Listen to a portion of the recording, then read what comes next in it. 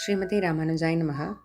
வசுதேவசுதம் தேவம் கம்சச்சாணூரமர்தனம் தேவகீ பரமானந்தம் கிருஷ்ணம் வந்தே ஜகத்குரும். நமோஸ்து தே வியாசவிசாலபுத்தே புல்லாரவிந்தாயதபத்ரநேத்ர येन त्वया भारततैलपूर्णः प्रज्वालितो ज्ञानमयः प्रदीपः. நாள்தோறும் பகவத்கீதையில் முதல் அத்தியாயத்தில் திருத்ராஷ்டிரன் எப்படி கேள்வியை கேட்டு ஆரம்பித்து வச்சு அதுக்கு சஞ்சயன் பதில் சொல்லிட்டு வரான்னு ஒவ்வொன்றா பார்த்தோம். அதில் இப்போது கடைசியாக சில ஸ்லோகங்களில் பாண்டவர்கள் பக்கமும் நாங்களும் போருக்கு தயார் அப்படின்னு எல்லாரும் அவங்கவுங்க சங்கம் எடுத்து ஊதினதாக பார்த்தோம். இப்போ அடுத்து 20வது ஸ்லோகம். அத வியவஸ்திதான் திருஷ்ட்வா धार्तराष्ट्रान् कपिध्वजः प्रवृत्ते शस्त्रसम्पाते धनुरुद्यम्य पाण्डवः. अथ व्यवस्थितान् दृष्ट्वा धार्तराष्ट्रान्, अथ व्यवस्थितान् தனக்கு முன்னாடி நிற்கிற தார்த்தராஷ்டிரர்களை திருஷ்டுவா பார்த்து கபித்வஜக, கப்பின்னா குரங்கு, துவஜகன்னா கொடி, குரங்கை தன்னோட கொடியில் வச்சிருக்கக்கூடியவர் அப்படின்ட்டு. அப்படிப்பட்டவர் பிரவருத்தே சஸ்திர சம்பாத்தே தனுருத்யமிய பாண்டவக யார் தன்னோட கொடியில் குரங்கு வச்சுருக்காங்கன்னா பாண்டு புத்திரனான அர்ஜுனன். என்ன செய்கிறார் அவர்? தனக்கு முன்னாடி நிற்கிற தார்த்தராஷ்டிரர்களெல்லாம் பார்த்து பிரவருத்தே சஸ்திர சம்பாத்தே, கையில் வில்லு அம்பு போல் ஆயுதங்களை எடுத்து வச்சுக்கிறாரு, சஸ்திரங்கள்லாம் எடுத்து வச்சுக்கிறாரு. இப்போ இதெல்லாம் தெளிவாக தான் இருக்குது. ஆனால் இந்த கபித்வஜகன்றது யார்? அது என்ன குரங்கு கொடியில் வச்சுருக்கக்கூடியவர் அப்படின்னு. இப்போ இதுக்கு ஒரு சின்ன ஃப்ளாஷ்பேக் இருக்குது.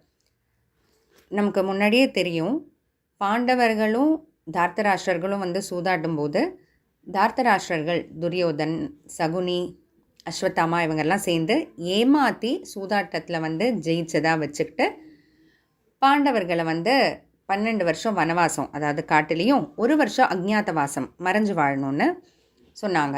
அந்த வனவாசத்தில் இருக்கும்போது காட்டில் வாழ்கிற சமயத்தில் பீமன் ஒரு தடவை வெளியிலேருந்து தன்னுடைய வீட்டுக்கு இந்த குடிசைக்கு போயிட்டுருக்க வழியில் காட்டு வழியாக போக வேண்டியதாக இருந்துச்சு. அப்போ வழியில் ஒரு வயசானவர் மரத்தில் சாஞ்சு உட்காண்ட்ருக்காரு. அப்போ வயசானவர் மரத்தில் சாஞ்சில் உட்காண்ட்ருக்கும்போது அவருடைய வால் நீளமாக இருக்குது. தாண்டக்கூடாதுன்றதுக்காக பீமன் அந்த வயசானவர்கிட்ட, வயசானவரே உங்கள் வாழை நகர்த்திங்கோங்க, நான் போகணும் போது அவர் எனக்கே ரொம்ப வயசாகிடுச்சுப்பா, நீயே அதை நவுத்தி வச்சுட்டு போ அப்படின்னு சொல்ல, அதை அசால்ட்டாக அப்படியே ஒரு கையால் அந்த வாழை தூக்கிடலான்ட்டு தூக்க பார்க்குறாரு பீமன். தூக்க முடியல. சரின்னு 2 கையாலையும் தூக்க பார்த்தா அசைக்க கூட முடியல. அப்போவே பீமனுக்கு புரிஞ்சு போச்சு, சரி இது சாதாரணப்பட்ட மனுஷன் இல்லை அப்படின்ட்டு. வயசானவரே, நீங்கள் சாதாரணமாக இல்லைன்னு தெரிஞ்சு போச்சு, உங்களுடைய உண்மையான உருவத்தை நீங்கள் தான் காமிச்சு கொடுக்கணும் அப்படின்ட்டு பீமன் கேட்க, அப்போ கண் முன்னாடி ஆஞ்சநேயர் நிற்கிறாராமா. ஒரு விதத்தில் நீ என்னோட தம்பி தான் பீமா, அதனால்தான் நான் உன்னை பார்க்க வந்தேன்னு. எப்படி இப்போ பீமன் ஆஞ்சநேயருக்கு தம்பி ஆவார் அப்படின்னா, ஆஞ்சநேயரும் வாயு பகவான், காற்று அப்படின்னு சொல்லக்கூடிய அந்த வாயு பகவான் அவருடைய அனுகிரகத்தில் தான், ஆசீர்வாதத்தில் தான் பிறந்தார்.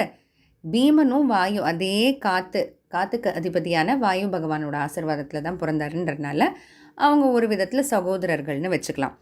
அப்போது ஆஞ்சநேயர் சொல்கிறாரு, நீ ஒரு தர்ம யுத்தத்துக்கு போகிற, கிருஷ்ணரே உங்கள் பக்கம் இருக்கானால கண்டிப்பாக உங்களுக்கு தான் வெற்றி நிச்சயம்.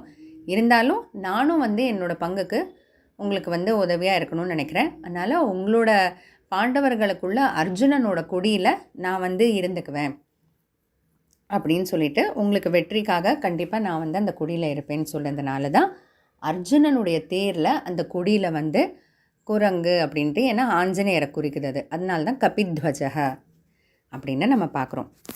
இதுக்கப்புறம் அர்ஜுனன் ஒரு சாதாரண மனுஷன், நம்மளை போல் அப்படின்னாலும் ஒரு பெரிய வீரன் தான், இருந்தாலும் ஒரு மனுஷன் தானே.